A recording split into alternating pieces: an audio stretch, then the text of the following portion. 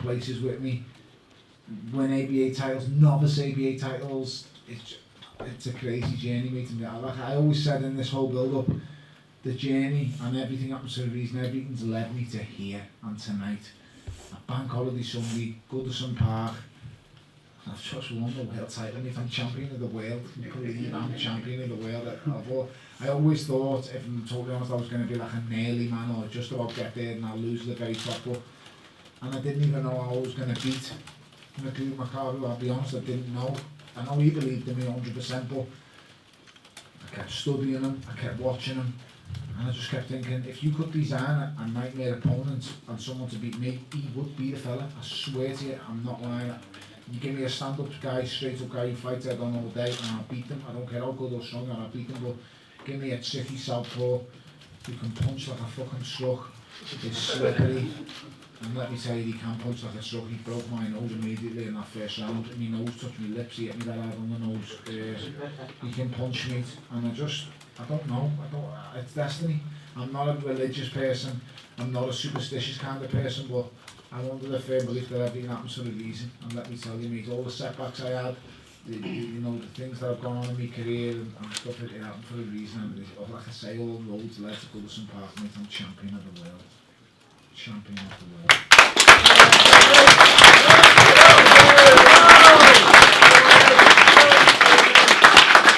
Guys, just before we go to questions, just a few words from Dave Caldwell, who, again, is a huge part of this victory. Without him, they couldn't have done it. He got me to the Master Neck fight, got me to this fight. Let me just tell you right now, this was just a disaster of a camp. It's the worst camp I've ever had. So I've done interviews and they kept saying, and Pete boxers give this cliche, yeah, it's the best training camp I've ever had. I'm in amazing shape, in the best shape we could. You know what? I was in a hyperbaric chamber 4 weeks ago, and if you don't know what that is, I was breathing 100% oxygen because I detached my floating rib on my right hand side from my back, and I was fucked. I was going there every morning to Murrayfield Hospital. Thank you so much to Dave Walcock, who's a friend of my family, and he put me in that hyperbaric chamber. I was travelling back and forth to Sheffield after going in that hyperbaric chamber where people get sick and they should go and rest and sleep. I was travelling to Sheffield immediately after 2 hours of treatment every day and sparring, but some Yankee was trying to take me head off, but it didn't work. So I'm so thankful. Gary over there, I've got Fran, I've got so many people to thank. I can't thank them all, my missus, my kids. Ultimately, mate, I fight for them because I couldn't do nothing without them kids of mine. If I didn't have my kids, I'd be nothing in this world. And they've just backed me and they get behind me, and thanks so much. Eddie stuck by me. They've all just stuck by me, mate, and I feel like this might give a little bit back, and added to the disaster this time last year, though. Listen, I wasn't on the road when I was coming out of the ring after that celebrity rematch and going, he's fucking crap. Shit, I'm not watching him ever again. But you know what, I think I've just give you a Scouse, Tommy Ains, and Tommy Ains, I'm punchy now as well. Tommy Ains and Marvin Agnew. Tommy Ains and Marvin Agnew, I think I've just give you the Scouse version of that. So I'm just so happy, and without this man next to me, he pushes me, trains me, he just does everything. But first and foremost, Dave Calder is my friend. And he's been my friend for nearly a decade, and it goes beyond the training that he's my friend. And when we walk to that ring, we're not friends anymore. When we get into the gym, we're not friends. When we come out of the gym, we're friends, but when we're in the gym, we're just not friends. He's my coach and he tells me horrible things and I want to punch his fucking head in. But he gets the best out of me. It's the same as the baldy looking Russian fella over there. Everyone always sees you with him, they don't know what he does. He's my friend, and he gets the best out of me and he does so much. And he's smiling, you know what, he never smiles, ever. He smiled more tonight than I've seen him smile in 10 years. Well, you might have seen a tear at some point. Nah, don't push it, you know what I mean? It's a good night, it's not a magic night.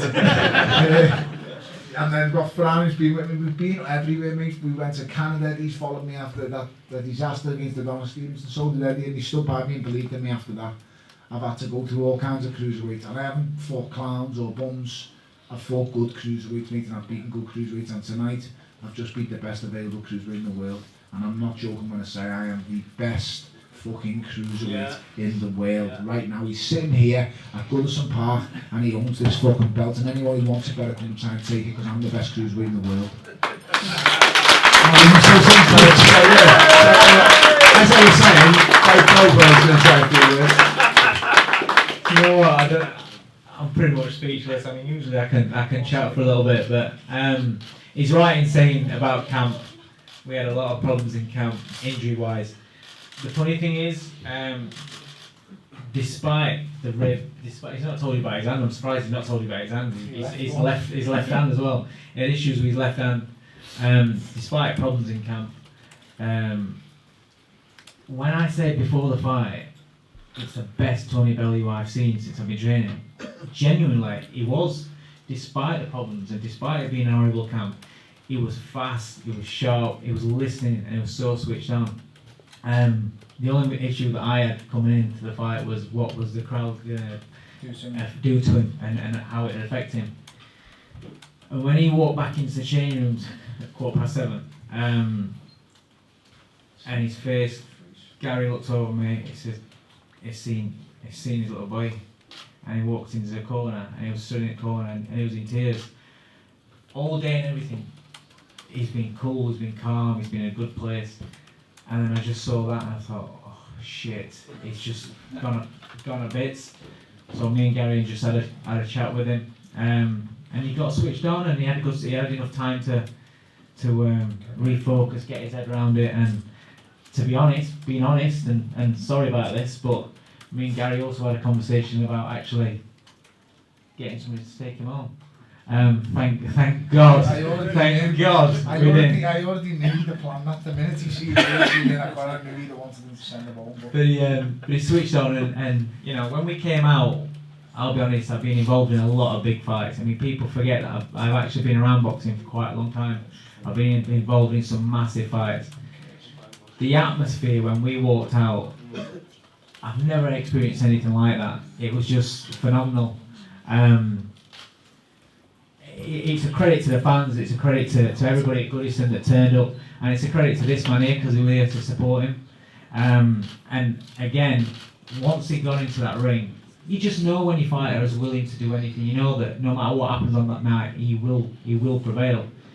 I expected it to become a longer fight, but I did say to quite a few people that if he catches him early, because I felt his right hand, I felt his left hook, I was throwing it.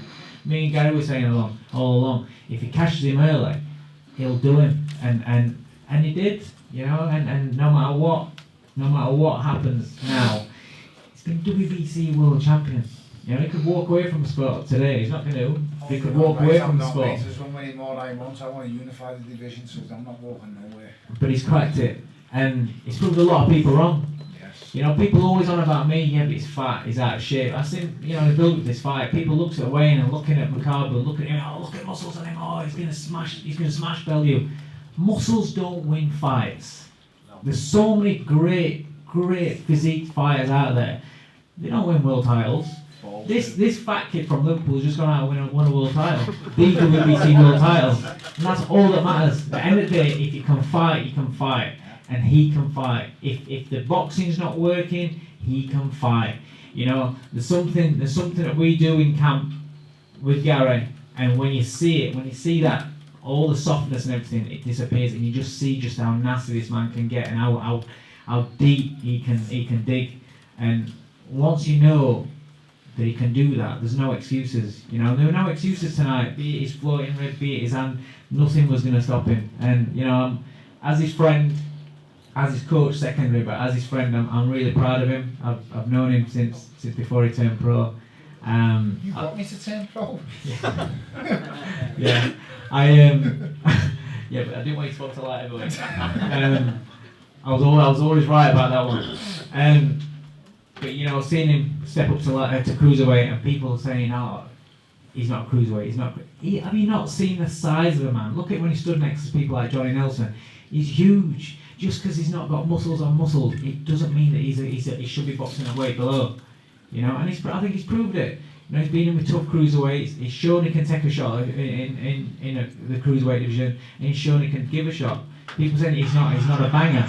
He's knocking people out at cruiserweight. So I was just watching the cater. But what I do want to say is it was a massive risk, you know, and fair play to Eddie. Eddie gets a lot of shit, a lot. Believe it or not, he does. Gives me a lot as well, you know. Yeah, but you both get a lot of shit, to be honest. But Eddie gets a lot of stick, and it's not because I think he's alright, he's a mate or whatever. You've got to call a spade a spade. What he's done for British boxing, he's giving kids dreams. He's making the dreams come true. Do you not realise how many world champions he's got in his stable now? Because he's getting them opportunities. The fighters have got to go out there and win it. He could have got dumped on his arse in the first round, swallowed it, lost, whatever. He had to get up and he had to fight through it and he had to become a world champion. The fighters have to take opportunities. Every fighter that's given an opportunity has to take it. But he's delivering them. And no matter what people want to say and no matter what people want to go on about, look at British boxing now. Look at the venues that we're packing out. Look at people talking about boxing. They don't usually watch boxing. And that's for giving the opportunity of making it at Everton, because it took a massive risk. 4 weeks put on a show. 3.5. We thought you were nuts, but it's given the kid an opportunity, and it's paid off. So well done to Eddie, but a massive well done to Tony Bellew, and I'm so proud of you, mate. I'm so proud. We've done it as a team. So my Guys, we're gonna open the floor for questions. You know what, he's not really that fan, he's just, mate, I am Everton Football Club, I love this club more than anything. Mate, the only thing I love more than this club is the kids and the closest people to me. I love this club, mate, and it's just insane to think I've won a world title here. I can't put it into words. Just when I looked at that glad to see when I was walking to the ring, I can't put it into words. It's unbelievable. I'm champion of the world, mate, and I've done it at Goodison Park. Tony, you could call out pretty much everybody there in the division. Did I call it? And other divisions as well. Other divisions as well. What David Hay? You know what, mate? I'll be totally honest, right? I'm the best cruiserweight in the world now. It's hands down, in my opinion. Dennis Lebedev holds a couple of belts. That's the one we want. Dennis Lebedev. And if Dennis Lebedev doesn't want to come out of the jury, whatever it is, then you know what? Let's dip our toe with that fella from Bermondsey. That bitch from Bermondsey. I don't care how we are. He's a cruiserweight deep down. It's not a heavyweight. So we will see, mate. We will sit down, look at what the options are, but I want unification fights. No silly defences, no wasting everyone's time. I want to fight the best fighters. You know what? I'm the best. So bring the second best to me. I'll fight Dennis Lebedev. I'm happy to fight him. He's got 2 belts. Let me get over them 2 belts he's got, and then let's dip out over that bitch from Bermondsey. You also see him fighting his clowns. I'd have done that fella in a round before the other day. He looked like a late Charlie Adams from me. And he went down with a jab.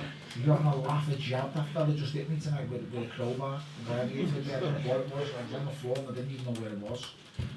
So, listen, I fight real fighters. I fight top boys. The last two guys I boxed. I rate him as top 2 cruiserweights in the world. Makabu tonight, and I've just knocked him spark out in 3 rounds, and I mean unconscious. When I put him out, he was asleep. I didn't ask the neck to fight before. I'm the top world level cruiserweight. I'm the best cruiserweight in the world, and I want big fights that attract massive money. That's what I want. So did Makabu say anything to you at the end there? Yeah, we had to talk. You know what? He tried to play friendly with me all week. I'll be honest, mate. I'm not horrible fucking come fight week. I'm not a nice person.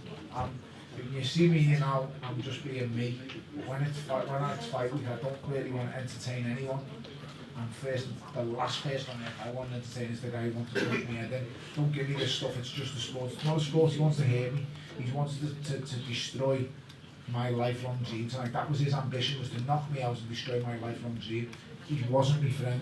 Once it's over, okay, then I shake hands and I had a really good talk with him and I told him the reasons I am the way I am, because I can't go into a fight liking people. I have to hate you and I have to want to hate you.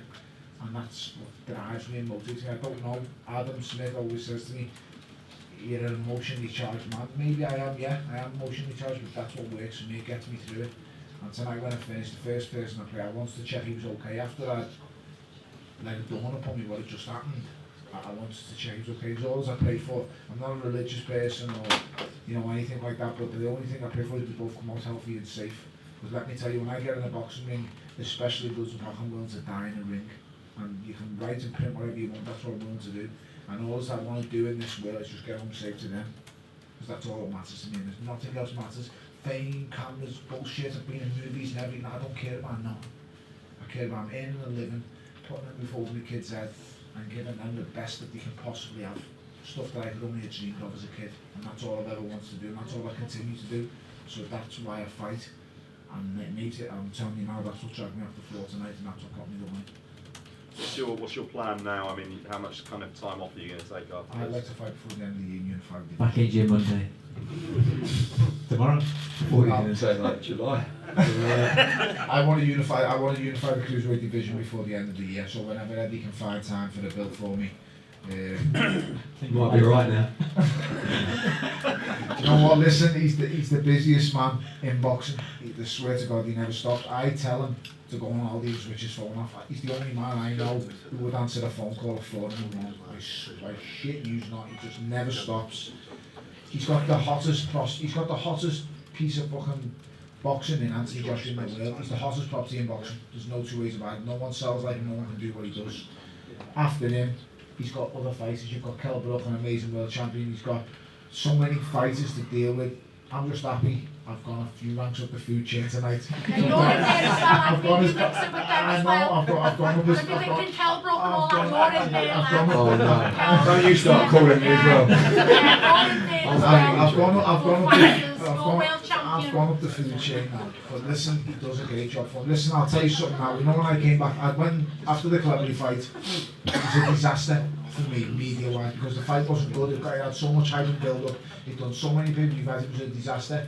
And then I think the worst thing for me is I just disappeared off the face of the earth. I went and done a movie in Philly. I made the Rocky movie, so I went missing completely off the face of the earth for 6 months, and no one knew nothing about me. And I came back, and I had to rebuild again. That's exactly what I had to rebuild. It's like he got a 10-round fighter who no one wants to see. And he put me in the Echo Arena, he put me against, I think it was the backer and the heavyweight. I got rid of him, and it wasn't a great fight. I just thought we had injuries. I'm sure I was on antibiotics before that fight. I'd done my job, beat him, stopped him in the last round when I thought it wasn't blowing up my ass. Then we done another, he gave me another fight. And listen, for both fights he paid me well, and I needed to be paid well because I had no money coming in because I wasn't fighting. So, you know, don't believe all this bullshit of movies, I'm a millionaire. I'm not a fucking millionaire, not yet. I'm about to be, but I'm not a millionaire just yet. And he paid me well for fights he shouldn't really have paid me well for, and he stood by me, and I thank him so much for that.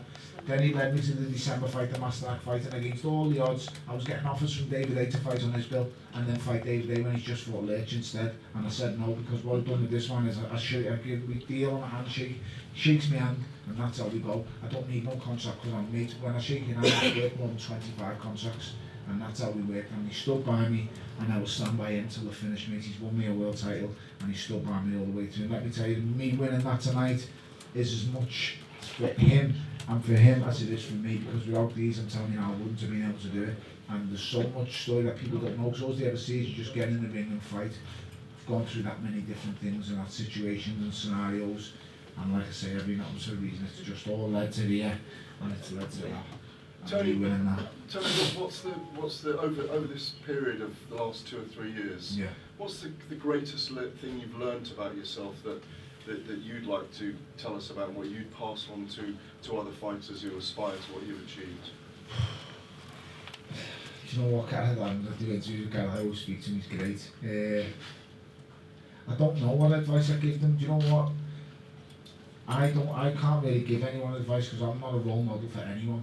I've made mistakes and I've done stupid things. I continue to do silly things, to be honest. But what I will say is I scare myself sometimes because, you know what, I was walking that ring tonight and even in the dressing room, I scare myself because I know how far I'm willing to go. I'll do anything to win, and I'll go to any kind of pit. I'll do anything to win. The only thing I can say to kids or to anyone who aspires to be, don't be like me, but just give everything to boxing. I've give this game, this business, my whole life. I've put my whole life at stake, and every time I get in that ring, don't believe it's a sport. I'm putting my life's on the line, mate. I'm fighting for my life every time I get in that ring. So even though your wife and your son are here right now, Yeah. you're saying that you put your life on the line every time you go? I do, and let me tell you, mate, I was going to die before I lost tonight. No two ways about it. I wasn't losing at Goodison Park. When he dropped me, I didn't think fucking for 1 minute. Don't get up and have a breather. I thought, I'm going to fucking take your head off. Now you get me, I'm going to hit you, let's fight. And that's exactly the way I thought. The only thing that calmed me down was him in the corner. He calmed me down at the end of that first round, said, okay, how'd you feel? I said, my legs are sound. I said, my nose is fucking killing me. That's all I said to him. It's definitely broke my nose, cracking shot.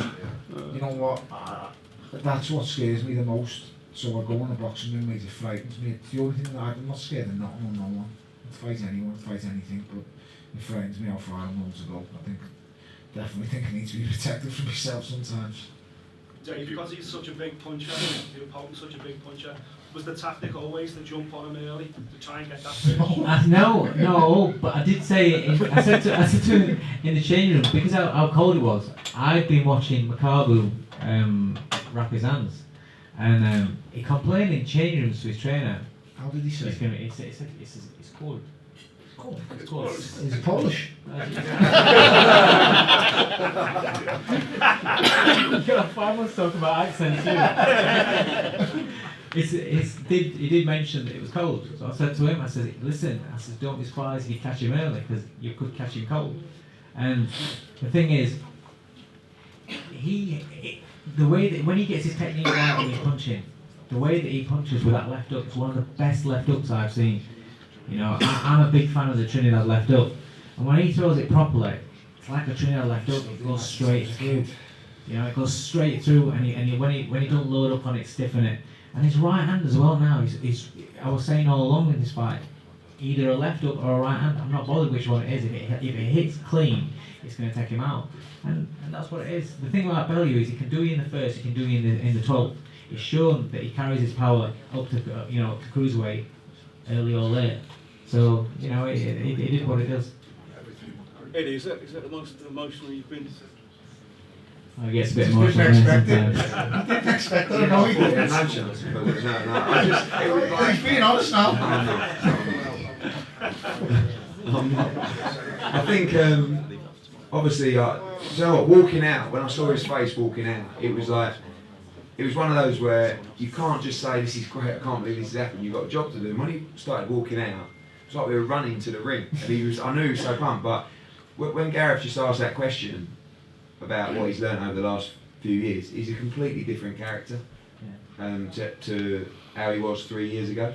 Like his temperament, and I think that's down to himself and what he's been through, but also for Dave Caldwell. Like I saw him at times when the first time he boxed Isaac Chilemba, he was like punching holes in the wall and screaming at Chilemba backstage when he was about to ring walk.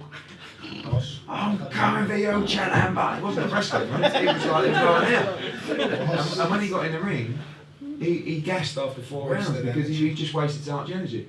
And the biggest concern was that all this build-up, all this running around selling tickets and the media obligations was going to burn him out. So I think that it was everything. You know, obviously we're so pleased Makabu was okay because he looked in a terrible way for a time.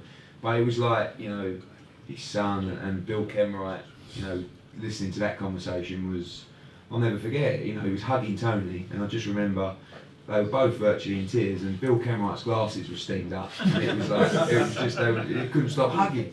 But I've never really seen, it wasn't just a unity between fans and a fighter. It was a unity between fans, a fighter, a city, and a football club. And that's never, you know, it was so close to the football club. Like there was Everton songs being sung all night, and I know we're in Liverpool and we were selling it as it's rare, but you know, people don't realise sometimes when you're in a dressing room like we were, you could hear those songs, and you could hear Sweet Caroline being played. Then you could hear Tony, Tony, Tony, and he's sort of trying to get himself. But so it was just. I like my music to pump, and I have the loudest rap music you can imagine. You know what? Fran said to me, lads, just turn that down and listen to that, and we turn the music right down, and we just listen for the last 10 minutes of the one. We just listen to the Everton fans chanting Everton songs, and you know what? I said to him before I went out, you know what? I've dreamed of this. I just said to him, I've dreamed of this, and it makes me dead emotional thinking about it. But and it's like, it's not just losing it. We had 3 options. We go Echo Arena, we could put it on the Joshua card on June 25th, or we could do it here. This was the right decision, 1,000,000%. But it was a risk. But the pressure, if you lose it, it's like, how do you go home? How do you get up tomorrow? You know, it's like and that was the pressure that he put on himself, and that made it even worse. But in answer to your original question, that was the best night I've experienced, because it just had everything. You know, it had everything. It wasn't just a bloke fighting for his career, it was a bloke in front of his people, a football club. He talks such a good game. Dad said that to me every single time. That when it doesn't pay off, everyone gets on his back. Yeah. But he only says what he believes in, and sometimes it don't work out in top level sport. But when it does, and you say what you're going to do, and you deliver like that, that's when you're going to get what you deserve. And actually, when people say what's next, the cruiserweight division is not really a division that we've really operated in. And it's not really a division that has many superstars. I'll tell you something. though, Dennis Lebedev, he's not a superstar. No. You know, Heyman's guys just text me saying, let's do the Glowacki unification. He's only got 2 other champions. He's not just the number 1 in the division, he's the biggest character and the biggest personality.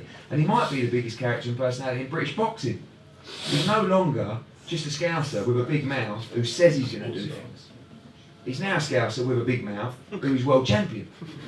And he's going to make a lot of money. He's going to be in some really big fights. Show me the Jesus. Let me staircase then. Not fucking messing around, you know. The fella next to his partner, fucking standing before his door. Fuck's sake. You know what? Before the fight, we talked about it's that Goodison, it's a once in a generation fight for Liverpool, 60 odd years since we've done it.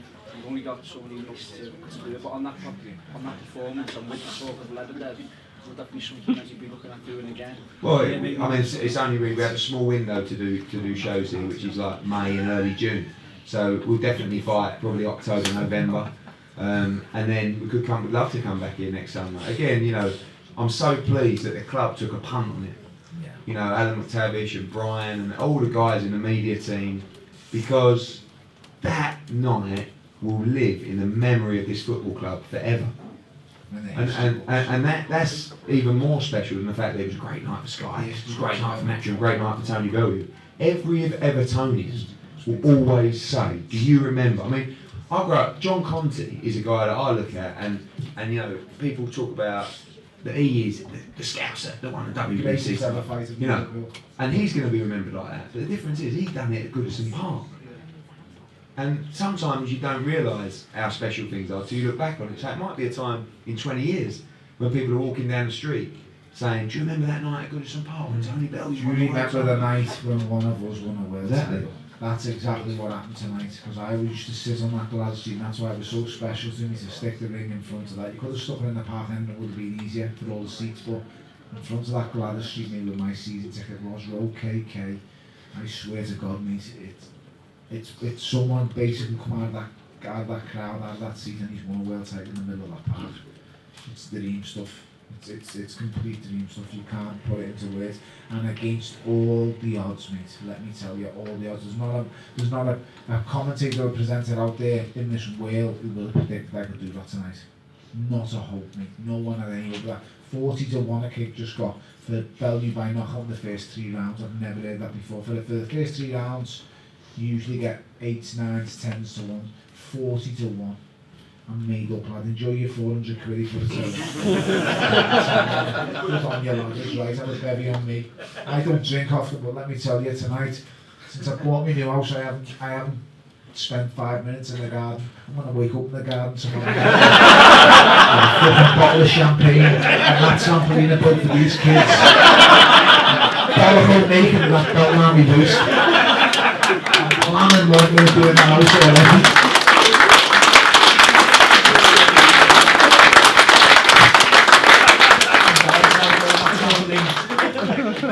Sampolina a few weeks ago, I've been dying to have a go. Make sure you're alright for 10 o'clock and Sky are coming. So you were saying about the same music, Danny. You remember the parallels with Howard Kendall, 84, where it's Stoke. Has that gone through your mind at all? Do you know what I can't explain to you how many things go through my mind at this place, because you know when Eddie's just said that night's going to go down as some of the greatest days and nights at Beats Club. Mate, I sat in my season ticket when we played Wimbledon, when we played Coventry. Mate, when Barry Orn hit that ball, when Gareth Farrelly hit that ball, I was going, lad, don't you fucking shoot. Because he'd been shooting all season at Rosette in. And he hit this ball this day against Coventry, lad, and it just flew in. The things I've experienced this guy, I've been on the pitch now so many times, and the players aren't mates yet, but ultimately they're still like my heroes to me, mates, but the heroes. I love Everton Football Club. When I come and watch it, I'm like a happy kid. the only place in the world I'm truly happy when I'm here. Boss, it's Everton, mate, I love footy.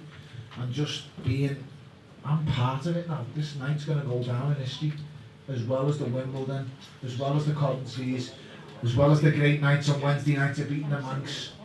I'm part of that. This night's going to go down in history, and I can't believe, mate, a lad who was sitting on them terraces has done what I've done. It's crazy. Tony, did you Last question, guys. I think we're all go on, Gary. Did you have any concerns that I wore shit shoes for you tonight as well? Okay, well done. Did you have any concerns in those last 3 weeks where you're worrying about the fight and dreaming that you were losing it? I did. If you did lose here, you wouldn't be able to show your face here. I wouldn't have. That's how much pressure is on me. I wouldn't have. What could I do? Come on, what do I tell people? Because what I told people is I'm going to win. And I do believe I'm going to win, but I didn't know how. But I just kept having this dream. She kept telling me, she kept telling me, stop being fucking negative. And I said, I'm not being negative, just can't help. I keep dreaming. And in the dream, I just couldn't figure a way to beat him. And I don't know why. Fucking 3 weeks and just burning my head out why I couldn't. Because usually I dream of bingoing someone and flattening them. And I wake up and I've got a smile on my face. I was waking up every morning thinking, wow, this can't be real, this can't be happening. But I knew Gareth deep, I just knew the lengths I'd go to, and I knew he wouldn't match me. No clue, I know he's a massive puncher in the division, but trust me, I can absorb so much more at this weight. That's why I say to yourself, it scares me. I can absorb so much more. I'll take whatever they hit me with. And the worst thing is I will come back, and that's exactly what happened tonight. I said this last week. It's not always about who's the most talented and who's the best, it's about who wants it the most. And there's not a man in this planet who wants it more than me. Guys, I hope you all